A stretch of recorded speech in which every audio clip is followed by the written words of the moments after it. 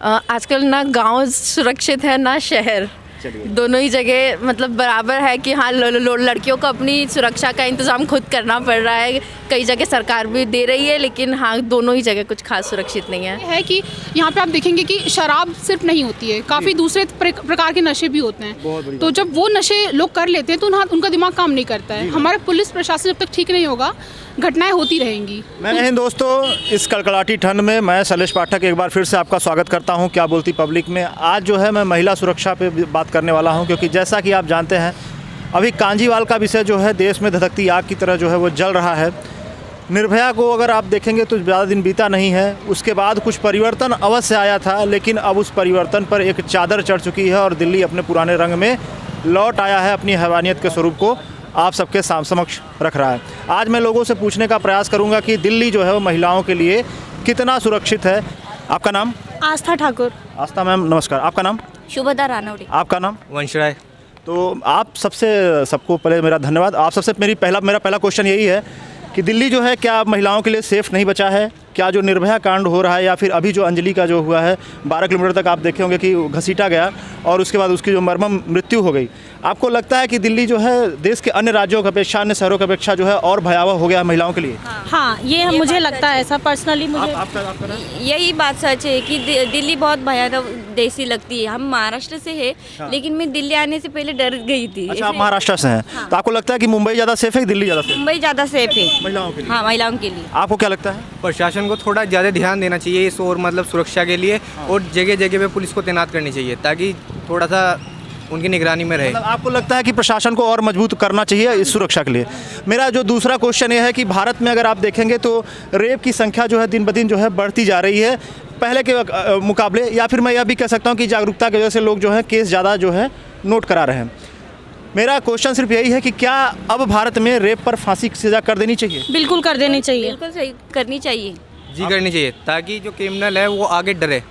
आपको ये लगता है कि अगर रेप पर फांसी की सज़ा हो गई तो इसका दुरुपयोग भी तो हो सकता है, मतलब किसी पर भी आरोप लगाकर उसको जो है फांसी पे नहीं, तो उससे उन्हें जांच करनी चाहिए, उसके बाद में ये फैसला सुनाना चाहिए। पहले उसकी अच्छे से जांच करनी चाहिए, जांच पड़ताल के बाद ही फैसला उन्हें सुनाना चाहिए। आपकी राय क्या है इसके संबंध में? वैसे इसकी वही है मेरी राय। अच्छा, आप क्या कुछ कहना और चाहिए? हमारा न्यायालय इतना इंटेलिजेंट है कि वो किसी को देख के ही देगा फांसी की सजा, है ना? पूरे मतलब आपको अपनी न्यायपालिका पे बहुत भरोसा है? बिल्कुल। तो मतलब रेप की जो है, रेप का अगर कोई चीज़ होता है तो उस पर गहन जांच होनी चाहिए। अगर गहन जांच में कोई दोषी पाया जाता है तो निश्चित रूप से उसको जो है फांसी की सजा होनी चाहिए।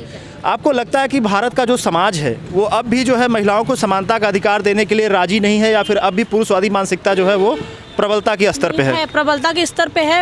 अभी महिलाओं को समान अधिकार नहीं प्राप्त है और कुछ लोग देना भी नहीं चाहते। उन्हें लगता है नहीं, औरतें हमसे ज़्यादा बढ़ जाएंगी तो कुछ कर लेंगी आगे चल के। कुछ पुरुषों के ईगो पे आ जाती है बात। बिल्कुल सही बात आपने कहा है। चाहे IIT ले लीजिए, चाहे MBBS ले लीजिए, चाहे UPSC ले लीजिए, या फिर स्टेट लेवल का एग्जाम हो, हर जगह जो है औरतें लड़कियां जो है टॉप कर रही हैं। इसमें कोई दो राय नहीं। मैं आपकी बात से पूरी तरह सहमत हूँ कि कुछ लोग हैं जो उनको समानता का अधिकार नहीं देना चाहते हैं। आप इस बात से कितना सहमत हैं? नहीं, महिलाओं को समानता देनी चाहिए अभी। तो आपकी राय क्या है? संविधान में समानता का अधिकार है, लेकिन जो हमारा जो समाज है उसको एक्सेप्ट नहीं कर पाता। मतलब कुछ लोग एक्सेप्ट कर रहे हैं तो वहाँ पे तो लड़कियों को बाहर निकाल रहे हैं कि मतलब तुम कुछ भी करो, मतलब तुम्हें जो बनना है वो बनो। मेरा एक बड़ा सिंपल और आसान सा प्रश्न ये है कि क्या आपको लगता है कि ये सब जो घटनाएं हो रही हैं, अभी जो एक्सीडेंट का घटना हो गई या फिर रेप की घटना हो गई, छेड़छाड़ की घटना हो गई, इन सब के लिए सबसे ज़्यादा जिम्मेदार कोई है तो पुरुष वर्ग है? नहीं, पुरुष वर्ग है वो मानते हैं, लेकिन समाज की मानसिकता भी इसका एक बड़ा कारण है। अच्छा, समाज की मानसिकता, पुरुषवादी मानसिकता। हाँ, पुरुषवादी मानसिकता की लड़कियां छोटे कपड़े पहनती हैं, उनसे कई लोग बोलते हैं कि मुझे उत्तेजना महसूस होती। कुछ लोग ऐसा बोलते हैं, कुछ बॉयज़ ऐसा बोलते हैं, बट ऐसा नहीं है। क्या 5 साल की बच्ची, 2 साल की बच्ची, 6 महीने की बच्ची वो भी ऐसे कपड़े पहनते हैं? उनके साथ तो कुछ भी नहीं होता है, फिर भी उनके साथ गलत होता है, सेक्स और रेप होते हैं। तो ये चीज़ें गलत है ना। मानसिकता पहले सुधारनी चाहिए, उसके बाद में हमें। और जो लोग ऐसा सोचते हैं उनको थोड़ा समझाना चाहिए, कुछ ऐसे कड़े नियम बनाने चाहिए ताकि लोग डरे इन सब चीज़ों से। आपको लगता है कि भारत में सिर्फ कानून बनाना ही आवश्यक है, या फिर कानून को सही तरीके से लागू करना भी ज़्यादा जरूरी है? नहीं, लागू करना भी ज़रूरी है, लोगों को मानना भी ज़रूरी है। आपको लगता है कि इसमें जो है शिक्षा एक अहम भूमिका निभा सकता है? शिक्षा और जागरूकता का जो है प्रसार और करना चाहिए? जागरूकता का प्रसार करना चाहिए, शिक्षा पढ़ानी चाहिए। बिल्कुल बिल्कुल, आपकी बात से मैं सहमत। चलिए, बहुत बहुत धन्यवाद। आपसे बात करके बहुत अच्छा लगा। Thank you. मैम, आपको मेरा नमस्कार। नमस्कार। मैम, मेरा सबसे पहला प्रश्न यही है कि क्या दिल्ली महिलाओं के लिए सुरक्षित है या फिर जो है दिल्ली ये पूरी तरीके से ख़राब हो चुका है? दिल्ली महिलाओं के लिए सुरक्षित इतना भी नहीं है, लेकिन सरकार के प्रयास जारी हैं कि दिल्ली महिलाओं के लिए सुरक्षित रहे। अच्छा। ऐसा कुछ मतलब काफ़ी भी सरकार चला रही है प्रोग्राम्स जिसके कारण महिलाएं सुरक्षित रह सकें। मैम मैं समझ रहा हूँ आप प्रोग्राम मतलब हिम्मत ऐप की बात कर रही हैं, दिल्ली पुलिस जिसे लॉन्च की है। मैम एक क्वेश्चन बड़ा सिंपल सा ये था कि अब चर्चा हो रही है कि रेपिस्टों के लिए फांसी की सज़ा होनी चाहिए, तो आप इससे कितना सहमत हैं, कितना असहमत हैं?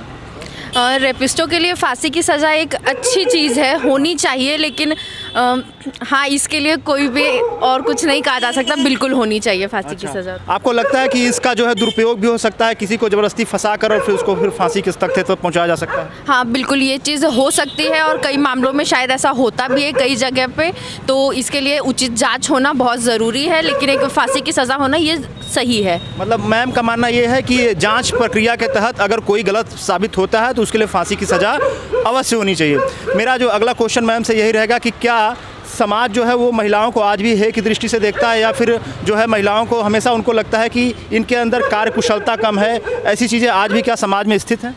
हाँ अभी हमारा समाज काफ़ी पुरुष प्रधान है और अभी भी समाज में काफ़ी सुधार आने बाकी है, और ऐसे बहुत सारी चीज़ें चल रही है। महिलाओं को अब समानता का अधिकार दिया जा रहा है, उनको शिक्षा का समान अधिकार दिया जा रहा है, तो भारत बहुत अच्छे प्रयास कर रहा है, भारत सरकार काफ़ी अच्छे प्रयास कर रही है, लेकिन अभी और प्रयासों की आवश्यकता है। मैम से मेरा जो आखिरी क्वेश्चन ये था कि कानून में तो हमने समानता दे दिया है, संविधान में जो है हमारी समानता है, लेकिन आपको ये लगता है कि इसको जो है सामाजिक पटल पे या फिर कह सकते हैं कि धरातल पटल पे भी लागू करना बहुत ज़रूरी है? हाँ बिल्कुल, ये कानूनों में तो बिल्कुल लागू हो चुका है, लेकिन लोगों की मानसिकता में ये अभी भी लागू नहीं हुआ है, तो इसके लिए उचित प्रयास बहुत ज़रूरी है। तो ये ज़रूरी है कि लोगों को इसके प्रति जागरूक किया जाए। मेरा आखिरी प्रश्न आपसे ये है कि क्या आपको लगता है कि भारत के गाँव ज़्यादा महिलाओं के लिए सुरक्षित हैं या फिर भारत के शहर? आजकल ना गांव सुरक्षित है ना शहर, दोनों ही जगह मतलब बराबर है कि हाँ लड़कियों को अपनी सुरक्षा का इंतज़ाम खुद करना पड़ रहा है। कई जगह सरकार भी दे रही है, लेकिन हाँ दोनों ही जगह कुछ खास सुरक्षित नहीं है। चलिए, आपने बहुत बेबाकी से अपनी राय रखी, इसके लिए बहुत बहुत धन्यवाद। नमस्कार। आपका नाम? दीक्षा। दीक्षा मैम, आपको मेरा सादर नमस्कार। मैम मेरा आपसे सबसे पहला क्वेश्चन ये है कि जो दिल्ली को आप देखेंगे, अभी कुछ साल पहले जो है निर्भया कांड हुआ, बार बार जो है दिल्ली में रेप की घटनाएं सुनने को मिलती हैं। अभी हाल में अगर आप देखेंगी तो अंजलि केस हुआ है जिसमें 12 किलोमीटर उसको जो है घसीटा गया और फिर वो मर्मम मृत्यु हो गई। आपको लगता है कि दिल्ली जो है महिलाओं के लिए सेफ़ है या फिर देश के अदर स्टेट या फिर अदर जो सिटी हैं वो ज़्यादा सेफ़ है? सेफ तो दिल्ली भी नहीं है और अदर स्टेट भी नहीं है, बस कानून सब जगह है पर उसे लागू करना चाहिए ना। मतलब आपका कहना है कि कानून जो है, कानून में तो समानता है लेकिन उसको सही ढंग से जो है ज़मीनी स्तर पर लागू नहीं किया जा रहा। हाँ जी। अच्छा मैम, मेरा दूसरा क्वेश्चन ये है कि क्या भारत अब भी पुरुषवादी मानसिकता में जी रहा है या फिर महिलाओं को समान अधिकार देने के लिए तैयार नहीं है?